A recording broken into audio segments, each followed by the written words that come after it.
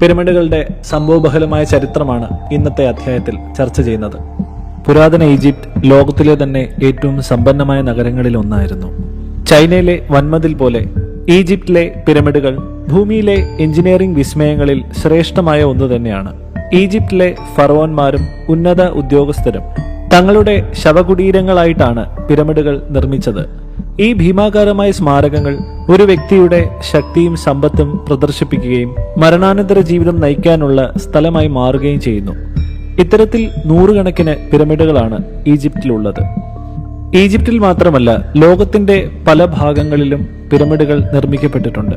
അതിൽ ഏറ്റവും വലിയ പിരമിഡ് മെക്സിക്കൻ സംസ്ഥാനമായ പ്ലൂബയിൽ ചോളൂലയിലെ മെസോ അമേരിക്കൻ ഗ്രേറ്റ് പിരമിഡാണ്. സഹസ്രാബ്ദങ്ങളായി ഭൂമിയിൽ ഏറ്റവും വലിയ ഘടനകൾ പിരമിഡുകളായിരുന്നു. ആദ്യം ദഷൂർ നെക്രോപോളിസിലെ ചുവന്ന പിരമിഡും പിന്നീട് ഈജിപ്തിലെ ഖുഫുവിന്റെ ഗ്രേറ്റ് പിരമിഡും.